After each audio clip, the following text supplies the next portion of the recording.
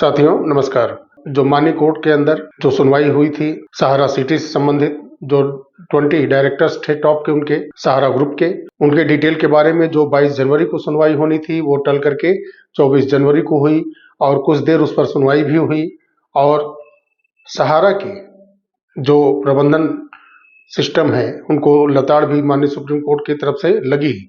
लेकिन कुछ उसमें और पॉजिटिव डिसीजन आया नहीं और उसका आम निवेशकों के भुगतान पर बहुत बड़ा असर होने वाला भी नहीं है, क्योंकि वो टॉप लेवल के जो मैनेजमेंट सिस्टम के लोग हैं, डायरेक्टर्स हैं, उनसे ज़्यादा वो मायने रखते हैं। और जो डिटेल मांगे गए थे अभी उसका ब्यौरा सहारा की तरफ से दिया भी नहीं गया है और वो 1 महीने के लिए और यानी कि मार्च तक के लिए टाल दिया गया है। अब वो मार्च में सुनवाई उसकी होगी। कुछ ऐसे वीडियो फुटेज हैं जो कि आप सभी लोग के सामने आते रहते होंगे, जो सहारा के जो ईमानदार एजेंट हैं, अपने ऊपर के अधिकारियों का कहना माना है, ऊपर के प्रबंधन जो कमेटियां हैं, मैनेजमेंट टीम है, उनके मीटिंग में वो गए और उनके कहने में आकर के तमाम निवेशकों का कन्वर्जन कराया, पैसा जमा करा दिया फिर से भुगतान कराने की बजाय। तो ऐसे जो भरोसा करके अपने ऊपर के अधिकारियों पर, अपने ऊपर के प्रबंधन समिति के तमाम आला अधिकारियों के कहने पर वो अब बिल्कुल निराश और हताश हैं और उनके खुद वीडियो बनाए हुए वायरल हो रहे हैं सोशल मीडिया पे। बहुत वीडियो आप लोग के पास पहुंच भी रहे होंगे, उनमें तमाम निवेशक भी उनके साथ जुड़ करके अपनी बातें रख रहे हैं और अपनी निराशा को व्यक्त कर रहे हैं, अपनी परिस्थितियों से अवगत करा रहे हैं वीडियो के माध्यम से, ताकि सहारा के पूरे मैनेजमेंट टीम की आंखें खुले और वो इन निवेशकों का जो कि बिल्कुल बदतर स्थितियां में आ चुके हैं, पूरा अपना जितना भी उनका कमाई था वो सहारा में कहीं ना कहीं वो इन्वेस्ट कर चुके हैं इस आशा में कि वो अच्छा रिफंड लेकर के, अच्छा रिटर्न के साथ वो अपने परिवार को और आगे तरक्की के रास्ते ले जाएंगे। लेकिन वो निराशा की भौर में डूबे हैं और वो खुद अपना वीडियो, ऐसे ईमानदार एजेंट हो, कर्मचारी हो सहारा के या निवेशक हो, तो ऐसे एक वीडियो आया है जो कि बहुत सारे लोग देखे भी होंगे, लेकिन थोड़ी देर के लिए आप उस वीडियो को आप देखिए, उसके बाद फिर हम लोग बात करते हैं इस वीडियो में आगे। साथियों को सहारा प्रणाम। महोदय, आप सबसे आग्रह है इस लोगों को कृपया जीवित किया जाए। मरणासन स्थिति में हम सभी को आप सबने छोड़ दिया है। ESRP प्रबंधन के CEO साहब आदित्य बनर्जी जी, आशीष गुप्ता जी, आपसे रिक्वेस्ट है सामने आइए। मुँह चोरी करने से कुछ मिलने वाला नहीं है। सामने आइए, बातों को रखिए और कब तक क्या व्यवस्था दे रहे हैं दीजिए। हम लोगों के घर तक जमाकर्ता आकर के दिन रात धमकी दे रहे हैं, दिन रात हम लोग परेशान हो रहे हैं।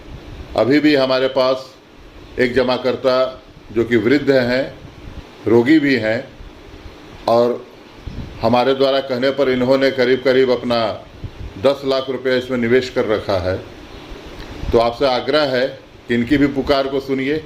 एक जमाकर्ता की पुकार को सुनिए, क्योंकि आपको तो लगता है कि कार्यकर्ताओं की मौज ही मौज है, तो आप जमाकर्ता से ही मिलिए। हमारे साथ उपस्थित हैं, हमारे घर में उपस्थित हैं हमारे सम्मानित जमाकर्ता श्री भवानी प्रसाद जी। भवानी जी, हम चाहते हैं कि आप अपनी पीड़ा को व्यक्त करें, जिससे कि इन लोगों की सोई चेतना जगे और जिस आशा और विश्वास पर पैसा दिया गया है वो भुगतान ये लोग यथाशीघ्र करें। भवानी जी प्लीज। हम लोग बुजुर्ग आदमी अपना जिंदगी भर का कमाई, एक एक पैसा SRP में आप लोग कहने में लगा दिए। वो पैसा मेरा कहाँ है? आप लोग खा गए, पका गए, क्या किए? आप लोग क्या हमको दिलासा दे रहे हैं? नहीं देना है। एक तो हम लोग सहारा में फंसे हुए थे, आप फ्रॉड कंपनी खोल करके और मेरा पूरा पैसा आप लोग हम लोग का ले लिए हैं। अगर पैसा दीजिए, नहीं तो सहारा ऑफिस के सामने हम आत्मदाह कर लेंगे, अपना पूरा परिवार को लेकर बैठ जाएंगे। अब यही हम ये बनाए हैं, और नहीं तो वही सहारा ऑफिस के सामने हम आत्मदाह कर लेंगे। आदमी को परेशान हो गया है, हैं? हम हार्ट पेशेंट है, दवा का पैसा नहीं है और आप लोग तमाशा किए हुए हैं। कोई रास्ता निकालिए, सुन करके आदि पक गया, अगस्त महीना भी बीत गया, सितंबर चालू हो गया। तो आपने देखा कि वो लगभग सीनियर सिटीजनशिप की अवस्था में है वो, और अपना वो पूरा पैसा, कमाया हुआ पैसा जमा किया है, और जो एजेंट हैं वो भी निराश हैं। और ये है मामला कहाँ का? झारखंड का। तो ऐसे बहुत ज्यादा झारखंड के अंदर सहारा के तरफ से कहा जाए या पहले की सरकारों के तरफ से लापरवाहियां कही जाए कि जो करते आ रहे हैं कि सहारा को वहां खुली छूट सी मिली थी, और उन्होंने बहुत ज्यादा नाम बदल बदल के वहां पे पैसा को इन्वेस्ट कराया, और वो चुपचाप बैठ गए हैं। अब तो उनको मौका भी मिल गया है कि सरकार कार्रवाई कर रही है और सहारा के कार्यालय को सील कर रही है। तो फिर पैसा का भुगतान हम कैसे करेंगे या डेफिशिएंसी को कैसे दूर कराएंगे? ये आम सहारा के जो ऊपर के अधिकारी हैं या उनकी लीगल टीम के कर्ता धर्ता हैं, ये लोग सामने आकर के बोल रहे हैं कि कार्यालय बंद है, जिससे कि कार्य में बाधा आ रहा है, पैसा निवेशकों का वापस नहीं हो रहा है, साथ ही में डेफिशिएंसी की भी प्रॉब्लम नहीं सॉल्व की जा रही है। तो ऐसे तमाम चीजें हैं जिससे कि ये मामला और उलझता जा रहा है, और इस उलझने वाले परिस्थितियों से निकलने का रास्ता दिख नहीं रहा है, क्योंकि जितना ही तेजी से लीगल कार्रवाई होगी और उस कार्रवाई को सही अंजाम दिया नहीं जाएगा, यानी कि सिर्फ दफ्तर को सील कर देने से मामला और फंसेगा। आप वहां से जितने भी पेपर वर्क हैं सहारा के करने वाले, वो ले जाइए, पूरे सिस्टम को ले जाइए, और जब तक कि आप उनको ले जा करके उनसे पूछताछ नहीं करेंगे कि ऐसे कंपनियों का जो आपके पास संचालन करने के लिए दे रहा है, एक्टिव किया है, आपको निवेश करा रहा है, कुछ हद तक भुगतान भी करा रहा है, वो चलाने वाला कौन है? इसके पहले आप किस नाम के सहारा के फ्रेंचाइजी, चाहे वो कंपनियां हो, चाहे वो सहारा के ही द्वारा संचालित किए गए दूसरे नाम से की गई कंपनियां हो, उसमें जब आप काम कर रहे हैं तो आप उसका डिटेल उनसे लीजिए। गिरफ्तार भले न करें, लेकिन कुछ समय के लिए आप उनसे रोक करके अपने कोतवाली के अंदर हो, थाने के अंदर हो, या रिमांड पर लेकर के आप कोर्ट के जरिए ही पूछताछ तो कर सकते हैं, ताकि कुछ परत दर परत चीजें खुलें। आपके पेपर ले जाने से सारी समस्या का हल तो होगा नहीं, कि जब तक चीजें आप बयान के रूप में दर्ज नहीं करेंगे और ऊपर के लोगों का जब तक नाम सामने नहीं आएगा, तो कार्रवाई आप एक, चाहे वो कार्यालय का चपरासी हो या वहां पे सिस्टम का देखरेख करने के लिए मैनेजर हो, कार्यालय के और कर्मचारी हो, तो उनको आप जब छोड़ देंगे तो आपको जानकारियां सिर्फ पेपर से तो मिलेंगी नहीं, आपको बिना किसी को रिमांड पे लिए कैसे पता चलेगा? तो ये मामला मेरे समझ के हिसाब से ये और उलझ रहा है, क्योंकि जब कार्रवाई ऊपर के लेवल तक होगी तभी तो भुगतान का रास्ता साफ होगा। ऑफिस बंद करने से कुछ हल नहीं निकलने वाला है। गिरफ्तारियां होंगी, ऊपर के लोगों का जो तमाम नाम बदल बदल के इन्वेस्ट कराया गया, फंसाया गया लोगों को, जब इसका पूरा ब्यौरा सामने आएगा और ऊपर के लोगों का खुल करके नाम सामने आएगा, तो उन पर कार्रवाई करना शुरू करेगी सरकारें, या माननीय सुप्रीम कोर्ट के संज्ञान में जब जाएगा तब वो कार्रवाई करने के आदेश देंगे, तब ये सारी चीजें सामने आएंगी और फिर प्रॉपर्टियों को बिक्री करके वापस करना शुरू किया जाएगा। अगर कैश है तो कहाँ है, अगर है तो कैश तो वापस किया जाए, नहीं तो फिर इनकी नीलामियां शुरू हो और निवेशकों का पैसा वापस हो, न कि झारखंड में, पूरे भारत में। और जो कभी 17 लोग के, कभी 50 लोग के, कभी 100 लोग के आसपास के लोगों का नाम लिख करके माननीय सुप्रीम कोर्ट के अंदर दिया गया है, आईए लगाया गया है, तो वो तो सही है कि अगर वहां से सुनवाई होती है और मामले में कोर्ट का आदेश आता है, भुगतान का रास्ता साफ होता है, तो पहले जिनके नाम उस आईए में है उनका भुगतान होगा। मैं मानता हूं कि रास्ता खुलेगा, एक सामने नजीर होगी कि हाँ आईए लगा, इतने लोगों का नाम उस लिस्ट में था जिनका भुगतान जरूरी था, भुगतान हुआ, तो उस आधार पर और लोगों के भुगतान का रास्ता साफ होगा। लेकिन पहले ही 17-18 साल बीत चुके हैं और अब मुझे ये और उलझता नजर आ रहा है, क्योंकि मैनेजमेंट टीम सहारा की स्पष्ट रूप से कुछ भी आगे सामने कहीं नहीं है, ना कह रही है। लेकिन इन सब के बीच में जितना भी अगर कार्यालय सील होगा तो वो और उलझता जाएगा मामला। क्योंकि बिना पूछताछ के जितने भी ये साजिश करता है शुरू से अब तक के, जो कि तमाम कंपनियों के नाम बदलते गए। सहारा रियल एस्टेट हाउसिंग से शुरू होता है, क्लूसाफ होते हुए तमाम सोसाइटियों में सहारा ग्रुप के जरिए, और तमाम ऐसी कंपनियां स्टेट लेवल पर जाकर के बनाई गई और वहां से इन्वेस्ट कराए गए। तो इन सब का खुलासा कैसे होगा, क्योंकि एक पियून तो इसके बारे में जानकारी देगा नहीं। कम से कम जो सीनियर कार्यकर्ता हैं सहारा के, जो वर्षों से इसमें रह रहे हैं और जो कर्मचारी इस समय कार्यालय के अंदर हैं, अगर उनको बैठा करके पूछताछ नहीं होगा कि उनको किसने कहा है कि पहले आप सहारा इंडिया के नाम से चला रहे थे, सहारा रियल एस्टेट के नाम से चला रहे थे, फिर क्लूसाफ के लिए कौन सा ऐसा अधिकारी आया था जिसको कि ये निर्देश था कि आप क्लूसाफ में सबका इन्वेस्ट करवाइए, कन्वर्जन करवाइए, फिर सोसाइटीज के नाम से कौन कराने के लिए जो है प्रेरित किया या आदेश दिया आगे चल के, या फिर जो ऐसी तमाम स्कूट हैं और ऐसे तमाम जो सहारा के हैं, जी गोल्डन था। तो ऐसे तमाम नाम जब सामने लाने वाला जब तक गिरफ्तार नहीं होगा, उसके ऊपर गिरफ्तारी की तलवार नहीं लटकेगी, उसको बैठा करके पूछताछ नहीं होगी, तब तक ये भेद कैसे सामने आएगा कि ये जो कन्वर्जन हुए हैं उनका पैसा कब और कैसे मिलेगा। सोसाइटीज के सीआरसीएस पोर्टल के माध्यम से भुगतान हो रहा है, आंशिक रूप से मैं कहूँगा चल रहा है, और उसमें भी काफ़ी लोगों ने वीडियो बनाया था, मेरी निगाहें थी, लेकिन मुझे इस तथ्य में कोई सत्यता समझ में आई नहीं थी। इसलिए मैं सीआरसीएस पोर्टल पर जो भी हलचल थी, 2 दिन के लिए वो डाउन भी था पोर्टल, तो उसमें था कि 5 लाख या 15 लाख भुगतान का जो है बढ़ाया जाएगा, कैटेगरी उसकी ऊपर की जाएगी। अब 15 लाख तक उसका आप आवेदन कर सकते हैं और 5 लाख तक का भुगतान का रास्ता साफ होगा। तो ऐसा कुछ अपग्रेड लेवल में उसमें दिखा नहीं। तो क्योंकि मुझे नहीं लगा था कि ये पोर्टल इसलिए बंद किया गया है कि उसमें बहुत सारे परिवर्तन होंगे और भुगतान का अमाउंट बढ़ाया जाएगा, मुझे लगा ही नहीं। क्लियर मैसेज मिलता है पोर्टल के माध्यम से, तो मैं वीडियो लेकर के आऊंगा।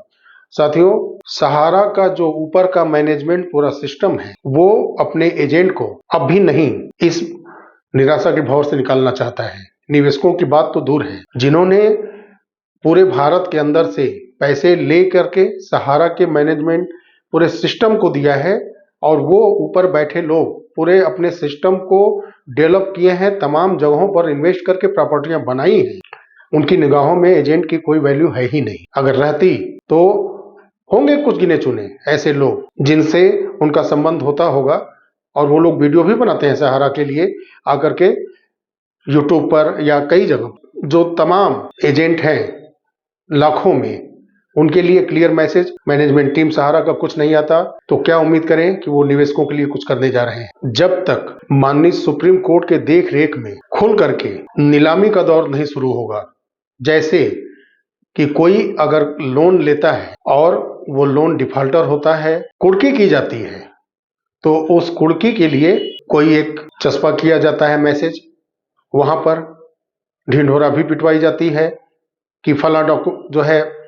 प्रॉपर्टी की नीलामी है, सारे डॉक्यूमेंट रेडी किए जाते हैं और खुली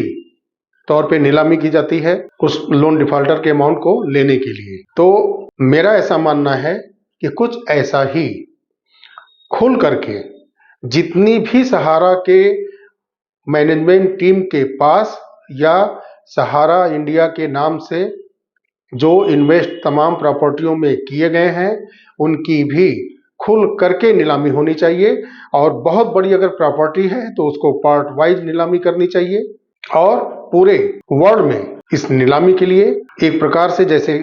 ग्रामीण अंचल हो, शहरी अंचल हो, बताया जाता है प्रॉपर्टी की नीलामी है, इसी तरह से ऑल ओवर वर्ल्ड में इसके बारे में बताया जाना चाहिए, और बड़े बड़े उद्योगपतियों को इसका संदेश जाना चाहिए कि इन प्रॉपर्टियों की नीलामी है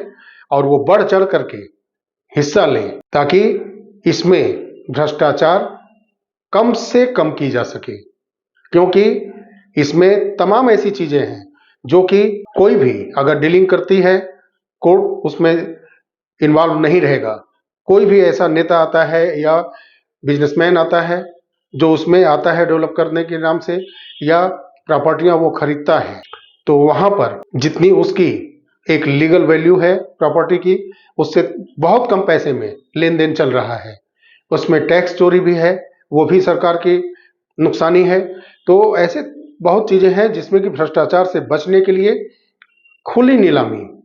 इनके प्रॉपर्टियों की जरूरी है। और इन्होंने बड़ी बड़ी जो अमाउंट है लोन के रूप में भी ले रखी है, पूरे देश से निवेशकों को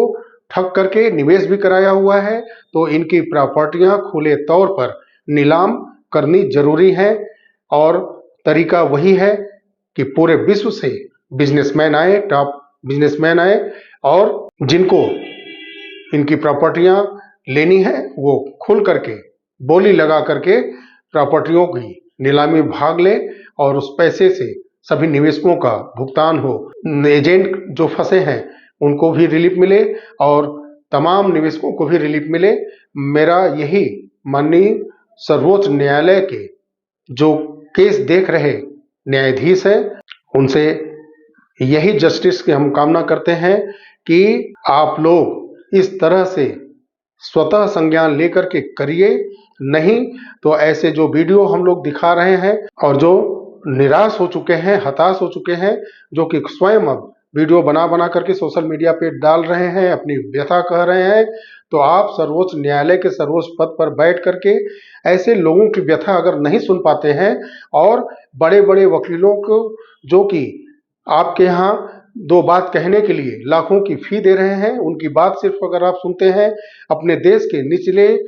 दबे कुचले लोगों तक की आवाज को आप तक पहुंचाने का माध्यम सोशल मीडिया है, और उस पर वायरल हो रहे ऐसे वीडियो अगर आप तक नहीं पहुंच पा रहे हैं, या आप देख करके भी आंखें बंद कर रखे हैं, तो ये इस देश का दुर्भाग्य है। हजारों कंपनियां चिट फंड की घोटाले कर करके भाग चुकी हैं, और देश का लाखों करोड़ों हजार रुपए बड़े बड़े लोग सरकारों के साथ मिल करके दबा चुके हैं। देश में विदेश में जाके मौज मस्ती की जिंदगियां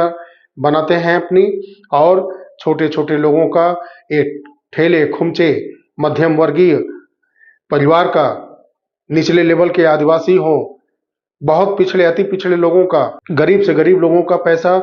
मध्यम वर्गीय बिजनेसमैन का पैसा हो, ऐसे लोगों के पैसे से सभी जो बड़े लेवल के नेता लोग हैं, चाहे वो प्रशासनिक सिस्टम में हो या वो जस्टिस के सिस्टम में हो, ऐसे लोगों को खूब पेट भर भर के इन लोगों का, नीचे के लोगों का पैसा दे दिया जाता है और सिस्टम चुप हो जाता है। लेकिन मैं उम्मीद करता हूं कि आप जो सर्वोच्च पद पर देश के बैठे हैं, आपके पास सबको न्याय देने का अधिकार मिला है, तो आप सिर्फ लाखों की फीस देने वाले लोगों की न सुन करके उनकी भी व्यथा सुनिए, जो कि 18 साल से भुगत रहे हैं। और इस बीच में हजारों कंपनियां चिटफंड की आई, PACL हो, शारदा स्कैम हो, ऐसे ऐसे बहुत सारी कंपनियां हैं। बीच में जो है नवीन कृषि फाइनेंस के नाम से भी कंपनी एक आई थी,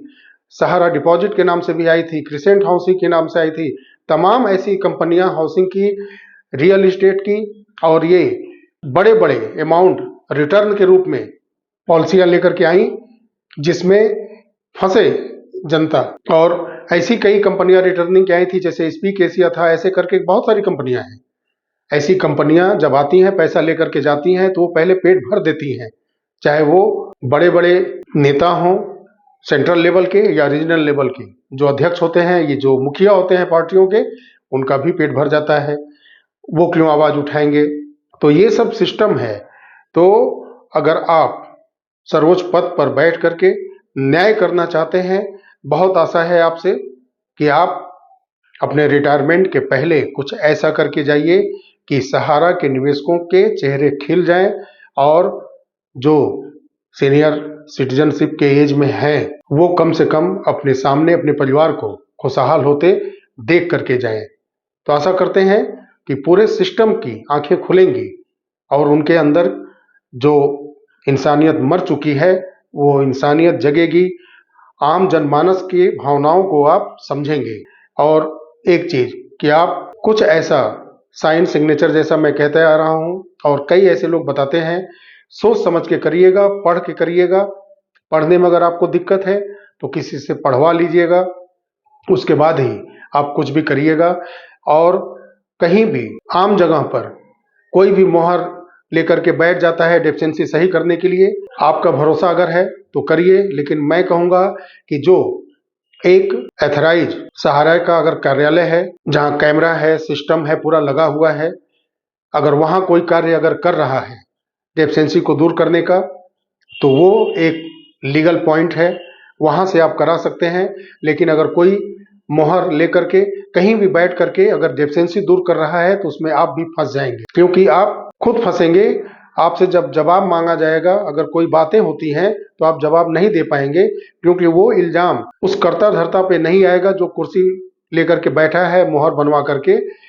150 रुपए लेकर के वो कर रहा है, वो हट जाएगा और फंसेंगे आप कि आपने खुद फर्जी मोहर बनवा करके आप ही ने सब कुछ डाटा सही करके दे दिया है।